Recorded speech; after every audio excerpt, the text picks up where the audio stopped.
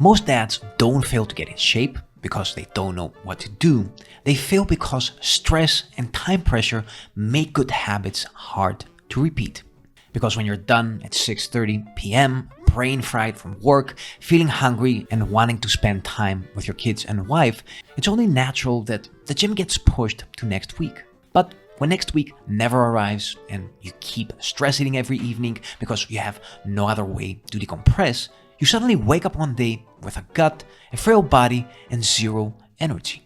So how do you break this cycle? Training from home cuts your workout time down to half, which is a game changer for dads. And although a lot of guys still think you need to go to the gym to get real results, the reality is that you don't need a lot to get in amazing shape as long as you focus on the right things. Speaking about the right things, most popular at-home programs have you jumping around, trying to get you to sweat, run out of breath, and feel that burn. These are easy to market because they feel hard in the moment, making you think you're getting shit done. The reality though is that when you spend your limited energy training this way, you're not making any long-term changes. Sure, you burn a few extra calories temporarily. Still, these are calories that you can gain right back with just a few extra bites of food, and I'm not even talking about unhealthy food. That being said, if you don't want to continue turning into a skin suit filled with fat and bones, you need to focus on more traditional strength training and building muscle first. We all know that muscle speeds up your metabolism, it improves your hormones and helps you achieve long-term fat loss. It also boosts your libido, confidence, and reduces joint pain. Again, I'm not saying that you have to turn into a bodybuilder. Don't worry, even if you tried, that doesn't happen without the right genetics and steroids. What I'm talking rather about is building your best natural jacked physique. To do this, all you need to focus on are 5 to 7 exercises that cover all the essential human movement patterns, exercises you can do in less than 3 50-minute sessions per week, assuming of course you're training hard and you're not just going through the motions.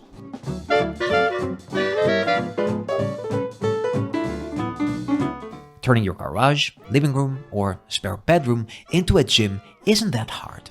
But before you start spending money on a bunch of junk that just ends up being an expensive clothes rack, start with 2 to 3 basic things. Gymnastic rings are my favorite piece of equipment, and I've gotten 80% of my best results simply combining them with bodyweight exercises. I consider this one of the best ways to start building your strength foundation, and I even have a free guide that you can download by clicking on the link below if you need some help. Honestly, I consider gymnastic rings the most versatile upper body workout tool ever invented, since by changing your body's angle and being smart with the right progressions, you can scale the level of difficulty almost infinitely. My favorite pair nowadays, both in terms of compactness and grip versatility, are the Kensui Duo Rings that offer both a 28mm and a 32mm grip. And in case you're interested in any of the tools that I like to use, you can find all these once again in the description below. The best way to set up rings is by drilling 2 eye-bolt screws on your ceiling.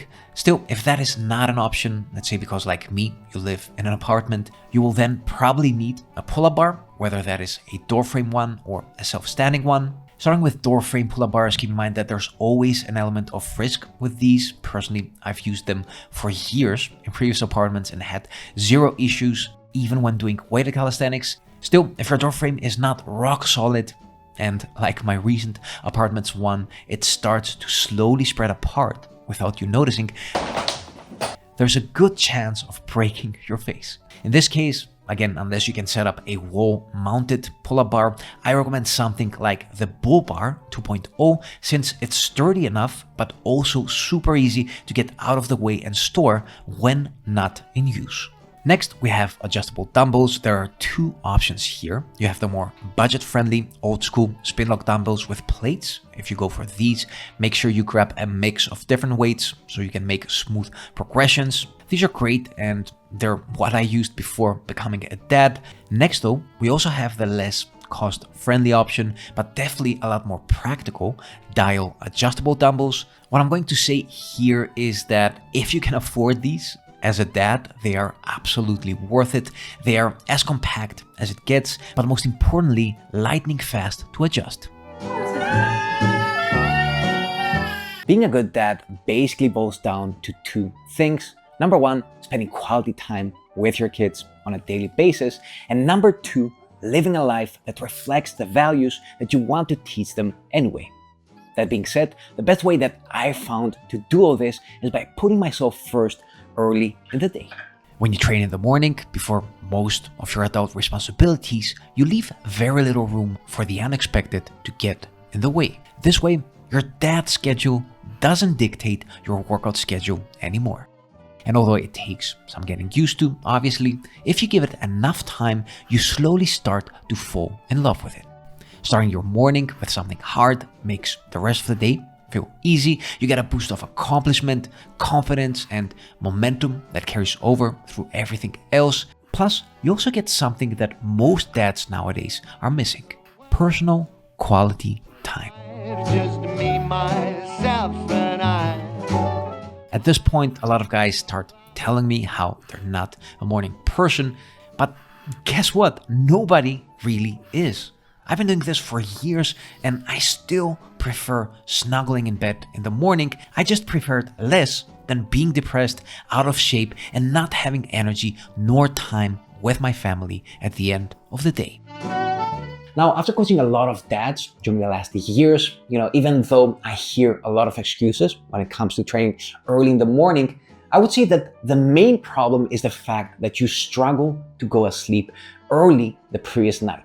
Despite feeling exhausted all day, the moment you try to make this change, you notice that your brain starts going haywire. There's actually a name for this, and it is called revenge bedtime procrastination, which is your mind's way of trying to make up for that lost quality personal time. Unfortunately though, when you wait for this until the end of the day, there is really no quality whatsoever in this personal time. You rather spend it doom scrolling, binge watching Netflix, mindlessly snacking on things that are not good for you. For a lot of guys, it is also binge drinking, watching porn, and overall all kinds of habits that don't really add anything to your life. By the way, one more thing I recommend when you can, let's say maybe in the weekend, is also morning outdoor workouts, since nothing compares to the mental benefits of nature combined with exercise. Morning home workouts are definitely the safest way to build a routine, but that doesn't make them completely bulletproof when you're a dad. Sometimes your kids just wake up earlier and get in the way, but when that happens, remember that children learn more from what you do rather than what you say, so let them get in the way and watch, because this is how you teach them that being fit, disciplined, and consistent are just normal. Just as the same happens when you're out of shape, undisciplined, and overweight. By the way, don't miss the next video if you want to skyrocket your pull-ups with an easy morning routine. Subscribe again if you're new here, click on the notification bell, and until next time,